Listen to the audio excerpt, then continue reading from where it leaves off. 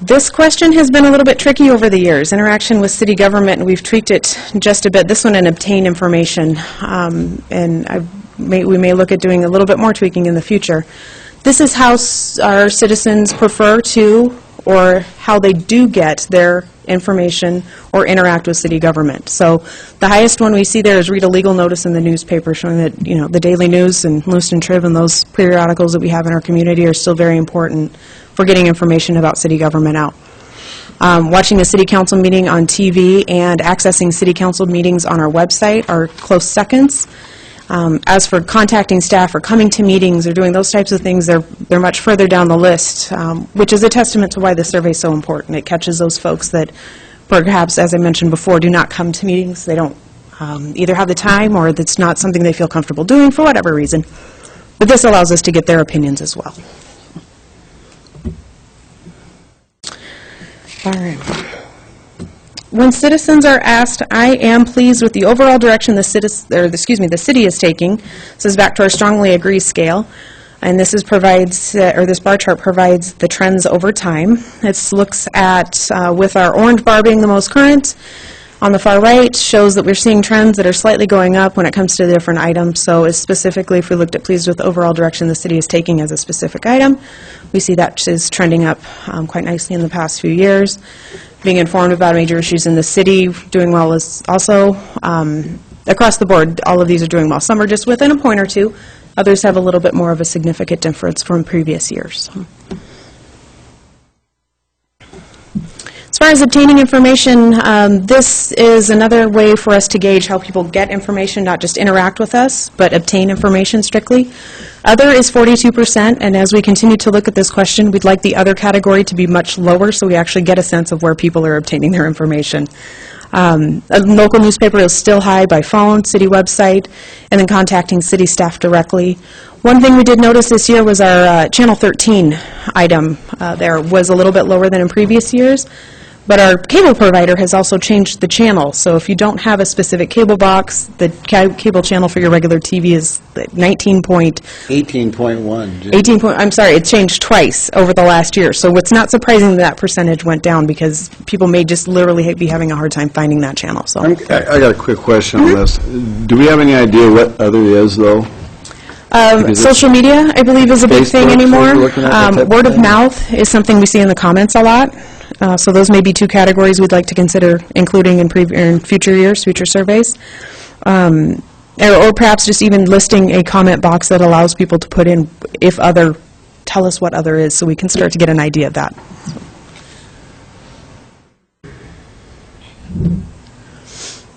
So this takes us to the commission questions, which is a substantial part of the survey. As our commissions have grown just a bit, we added one new commission last year, the Moscow Farmers Market Commission, as well as our commissions start to ask different questions, try to gather more information. It's a great situation for them to be able to do that, but we've got to be mindful of not overweighting the survey a bit. So this year we did very well. The commission questions themselves all had very good response rates. We found in the past that sometimes commission questions, if people aren't familiar with the commission's mission or the projects that the commission takes on, they may not answer the questions, which hurts our response rates. But this year it went very well, and we got good response rates for all the questions. Going through each commission, this one did several questions, but we broke them in, well, I take that back. We ended up with several questions to be sure we listed the questions in a way that would get them the best information possible. So the chart on the left shows the same question was asked 2 surveys in a row. We're asking what is the most important type of public art that our citizens would like to see. This just provides a comparison of opinions from one survey to the next, with murals, sculpture, architecture being the top ones there. A little bit of movement throughout, but we also asked if citizens supported the development of a city public arts master plan, and 43% strongly agree with that statement. And then we did see a grant opportunity when the survey was being developed for potential, what a project could be is the replacement of Friendship Square Fountain. And so we asked if people would support the replacement of that fountain. We had 34% who strongly agreed or agreed, 36% neutral, and 30% disagree or strongly disagree. So a pretty split group there on those different opinions, but gave us some good inputs should that opportunity come around and be feasible that we'd be able to to see what our citizens felt about that. For fair and affordable housing, they typically ask about the same questions each year, so we do have historical information for this as well.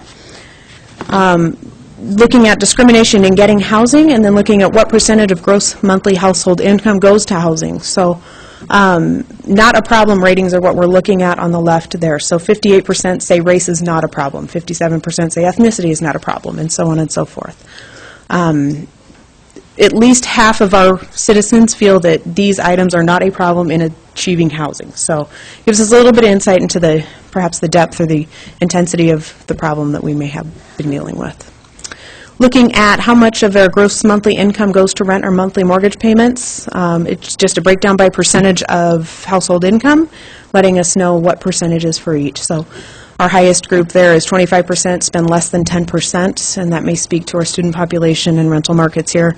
Those are some of the things we've looked at in the past, and then moving, of course, through the responses to provide that commission the information they need to look at projects and decisions. The Historic Preservation Commission looked at 2 questions this year: signage in the downtown area to identify historic buildings, events, and sites, and if folks would be interested in participating in workshops about historic home restoration. 52% on the left side there said they would strongly agree or agree that they would like to see signage about historic events, buildings, and sites downtown. And then looking at workshops, we had 17% that strongly agreed or agreed. So that'll give them some good information to move forward with. Human Rights Commission, looking at accessibility, we have 56% of citizens strongly agree or agree that Moscow is accessible for people who need physical assistance with a variety of means. And then we also have 81%, which is, I think, an outstanding rating of people who strongly agree or agree that Moscow is an accepting, respecting, and welcoming place. So the first time the Moscow Farmers Market Commission has participated in the survey, we actually asked several questions, and not in an attempt to ask more questions, but to make sure we answered the questions responsibly, maybe is a good word. The first was, I feel the Moscow Farmers Market is an important asset to our community. 87% strongly agree or agree. And then market attendance. First we asked if people attended the market, and if they attended, to please answer the next question. If they did not, then to skip the next question. So we had 280 out of 340 who responded to the question said that they did attend. Those who did not attend noted the items listed there: date and time, shop elsewhere, not affordable, not welcome, as the reasons they did not attend. So those who did attend, on the right-hand side, we have a bar chart that outlines their satisfaction with the various items within the market, various things that apply in the market. This list was actually taken from our strategic planning efforts several years ago, so correlates nicely to that and provides a little bit more information on what people thought then versus now. And that survey was done before the market moved to Main Street as well, so gives us a little bit of historical information to work from there. Parking availability provided people the least amount of satisfaction, along with prices and preferred food as the bottom 3. And then location, interaction with vendors, and quality of products were the top 3 items there, with a variance in the middle there.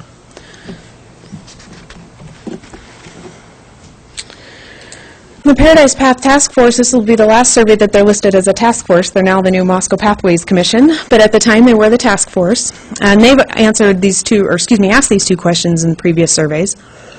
They're trying to gauge how often people use which sections of paths and what they most often do when they're using those paths. So on the left-hand side there, we've just got a simple percentage of the sections of paths and how often people use them. And then on the right-hand side is the types of use that they will engage in while they're on the path. So some of the biggest things we see is the paths are primarily used for walking. Rollerblading and skateboarding are least often the activities you'll see on the paths. Dog walking, those kinds of things.